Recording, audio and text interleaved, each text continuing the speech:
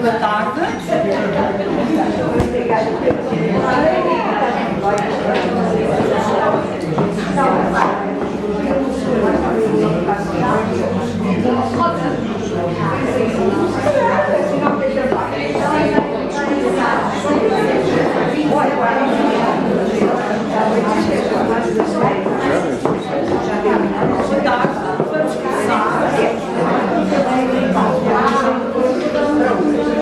Esta é a segunda conferência de maio do ciclo.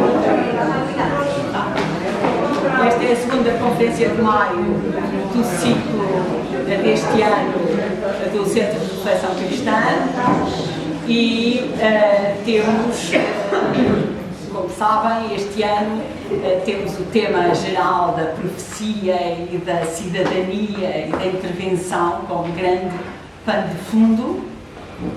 E hoje a nossa reflexão vai incidir sobre uma das vozes proféticas da política e da Igreja, que foi e é Maria de Lourdes Pintacilgo, cujo pensamento continua extremamente atual.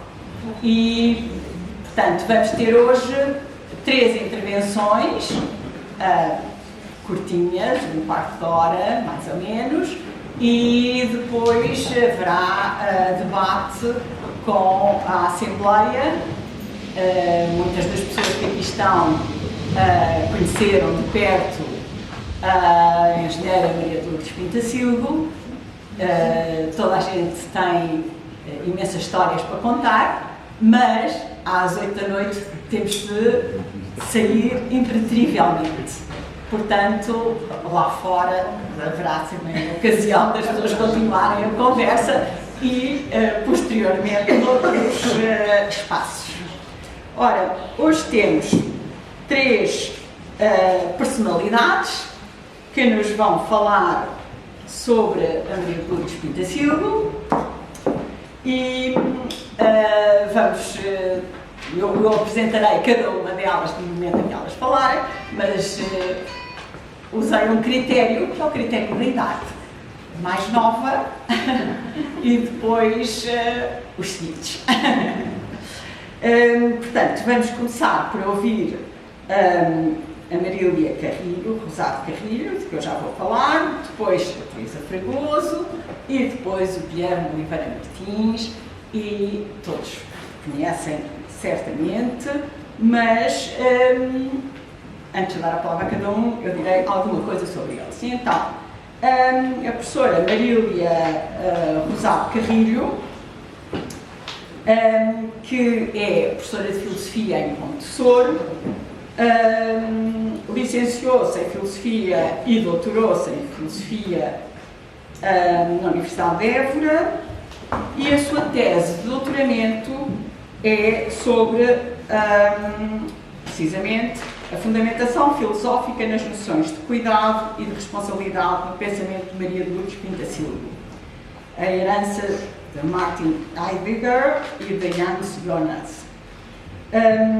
Além disso, é, portanto, especialista em questões de filosofia do género e questões de ética e de pensamento crítico. Portanto, vamos dar a palavra e tem, portanto, um quarto de hora. Faz favor.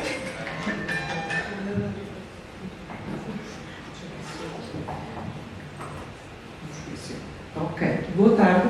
Ouve-se muito bem. Obrigada. Obrigada pelo gentil convite. É um gosto estar aqui convosco hoje. Espero que se ouça bem lá ao fundo. Ouve-se muito bem, ainda bem, pronto. Senão eu punha aqui um bocadinho mais de volume em mim, mas sendo assim, acho que isto está ótimo. Ora, de facto, como fui apresentada e bem, sou a mais nova e, como tal, é fácil perceber que não tive convivência com a Maria de Lourdes Pintacilgo. Ainda que já tenha lido muito com ela, ainda que não presencialmente, mas com os textos dela, com as palavras que ela deixou. Muito brevemente, antes de começar a apresentar-vos o que tenho para vos apresentar, dizer-vos apenas que isto começou, e honra tenho que lhe fazer a ela, que não está aqui presente, mas por impossibilidade, mas tenho que dizer que tudo isto começou com a professora Fernanda Henriques, na Universidade de Évora. Depois de eu ter sido aluna dela de licenciatura, ela iniciou um mestrado em questões de ética, género e cidadania, e a temática interessava-me imenso, e a pessoa também. Já tendo trabalhado com ela e sabendo o valor também de trabalho e de pensamento dela. Ao que, no contexto do mestrado, em primeiro, e depois continuei para doutoramento, assim continuei. Ela disse-me: veja lá se lhe interessam estes textos, se vão no sentido daquilo que você quer investigar. E eu, apesar de ter sido uma pequena pirralha em 1986, como calculam, eu tinha 6 anos, quando a Maria de Lourdes Pinto da Silva, que é quando eu me recordo desta figura na televisão, antes não, porque eu só tinha 6 anos já nesta altura, quando ela concorreu às presidenciais, eu recordo realmente aquela figura, mas jamais me passaria pela cabeça, durante todos estes anos, que ela tinha deixado tanta coisa escrita, ou seja, tanto pensamento sobre o Estado em comum, sobre a governação, sobre as mulheres, etc. Então foi um prazer quando a professora Fernanda Henriques me incitou a ler os textos da Maria de Lourdes Pinto da Silva, e realmente era isso exatamente que me interessava, que era aliar a filosofia diretamente à vida cotidiana, à vida das pessoas. E foi isto realmente que muito me interessou, e depois o que eu fiz como investigação de doutoramento foi desbravar ali um bocadinho a herança de vários pensadores, mas centrando-nos exclusivamente em 2 que defendo são os 2 pensadores, os 2 filósofos que estão no cerne, verdadeiramente na raiz do pensamento, do lema de cuidar do futuro, que são, como referiu, Martin Heidegger e Hans Jonas. Portanto, foi assim, sou muito novinha, não privei com a Maria de Lourdes Pinto da Silva, mas, como vos digo, já uma grande herança dela em mim, e tudo o que investiguei, fiquei maravilhada, porque ela conseguiu aliar verdadeiramente um pensamento estruturado de raiz cristã, de raiz filosófica, e trazê-lo para o estar, o simples estar uns com os outros no mundo, que é uma coisa que parece tão simples e não é nada simples. Então, trago-vos um bocadinho a minha conversa e o visual, que acho que às vezes é mais fácil para nós também percebermos e estruturar aqui um bocadinho. Não vou centrar, como já perceberam, tanto na raiz cristã da Maria de Lourdes Pinto da Silva. Vou trazer-vos aquilo que eu considero que é o contributo que eu posso trazer de melhor, que é efetivamente a raiz filosófica e onde é que ela foi retirar, sobretudo, as noções de cuidado e de responsabilidade.